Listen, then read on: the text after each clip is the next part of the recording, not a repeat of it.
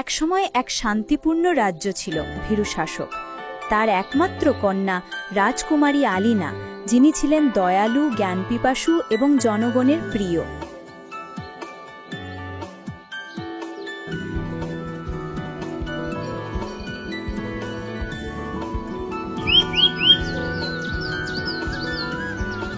নূরপুর রাজ্যের সকাল সবসময় যেন এক শান্ত স্বপ্নের মতো।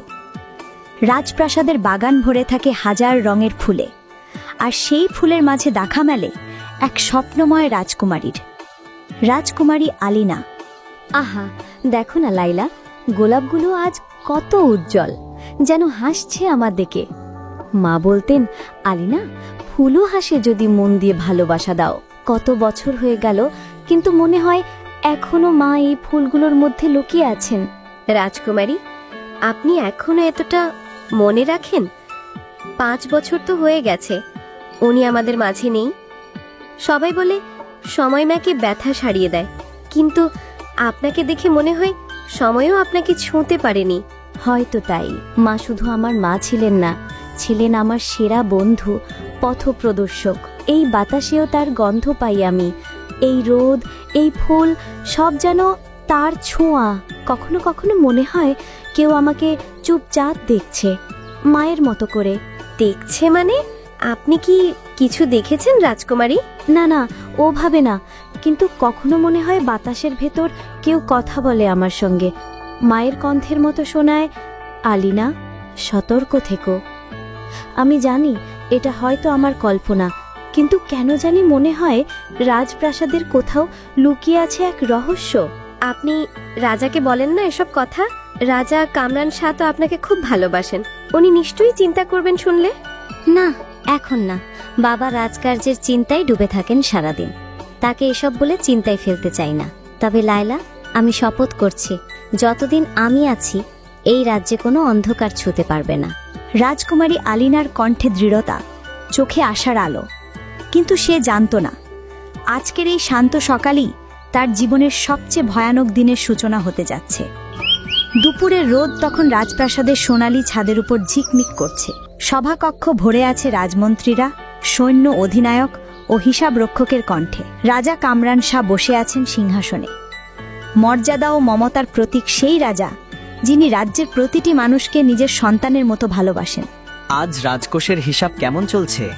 এই মাসে পাহাড়ি অঞ্চলের ফসল ও করের হিসাব পাঠানো হয়েছে তো? জি মহারাজ, সব হিসাব যথাযথভাবে রক্ষিত হয়েছে।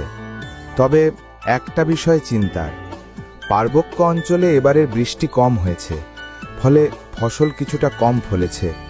মানুষজন খাদ্যের অভাবে কষ্ট পাচ্ছে বলে খবর এসেছে।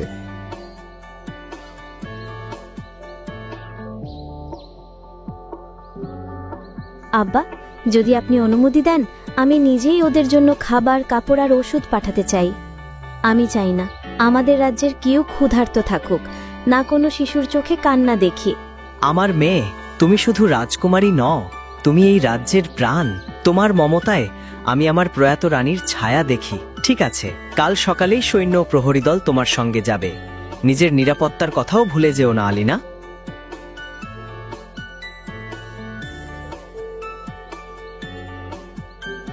রাজকুমারী, আপনি চাইলে আমি আগেই প্রস্তুতি শুরু করি, খাবার, কাপড় সব গুছিয়ে রাখবো।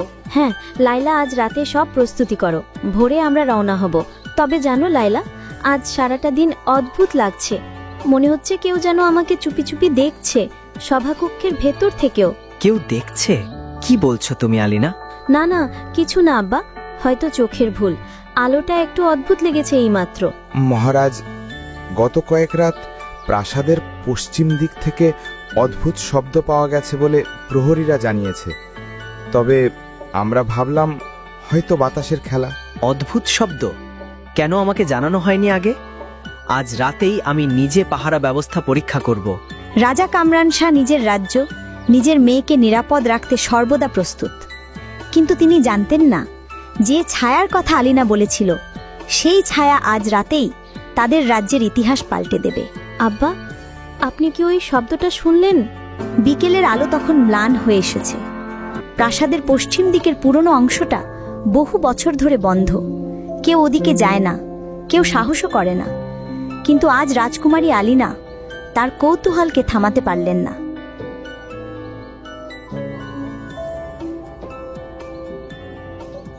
কি সুন্দর এই করিডোরটা, দেয়ালের নকশাগুলো যেন গল্প বলে। এত পুরনো, তবু এমন শিল্পকর্ম, এগুলো হারিয়ে যাচ্ছে ধুলোয়। কেউ এটা পরিষ্কারও রাখে না কেন?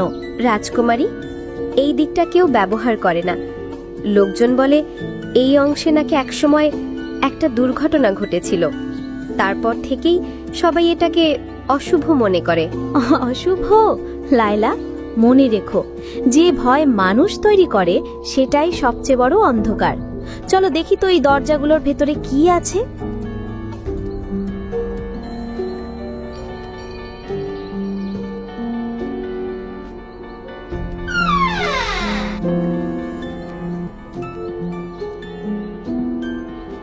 আস্তাগফিরুল্লাহ, দরজাটা নিজে থেকে খুলে গেল। রাজকুমারী, আমি বলেছিলাম না এটা ভালো জায়গা না?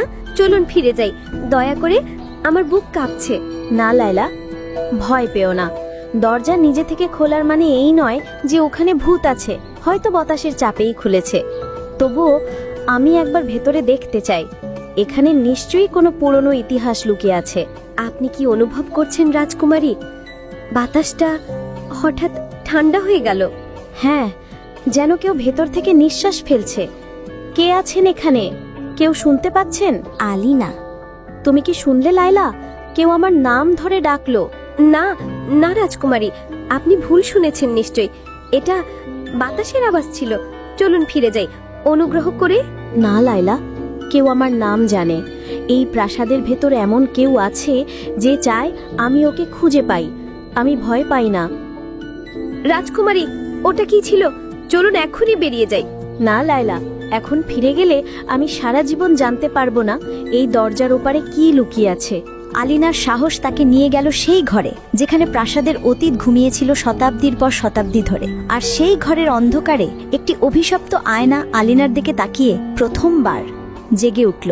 কক্ষের ভেতর অন্ধকার, যেন পুরনো স্মৃতিরা জীবিত হয়ে উঠেছে। আর সেই কক্ষের মাঝখানে এক বিশাল আয়না, খোদাই করা রহস্যময় চিহ্ন, আর আয়নার আশেপাশে কালচে ছায়া ঘুরছে ধীরে ধীরে। এটা কত সুন্দর, তবুও যেন মনে হচ্ছে এর সৌন্দর্যের নিচে কিছু লুকোনো আছে। এমন আয়না আমি জীবনে দেখিনি। রাজকুমারী, এটা স্পর্শ করবেন না, অনুগ্রহ করে। আমার নানি বলতেন এটা নাকি অভিশপ্ত আয়না। যে এতে তাকায় সে নিজের ভাগ্য দেখে ফেলে, আর সেই ভাগ্যের সাথে আসে অভিশাপও। অভিশাপ? তুমি তো জানো লায়লা, আমি এইসব গল্পে বিশ্বাস করি না। আল্লাহ যাকে রক্ষা করেন তাকে কেউ কষ্ট দিতে পারে না। না রাজকুমারী, আপনি বুঝছেন না। নানি বলতেন যে একবার এই আয়নায় নিজের চোখে তাকাবে সে নিজে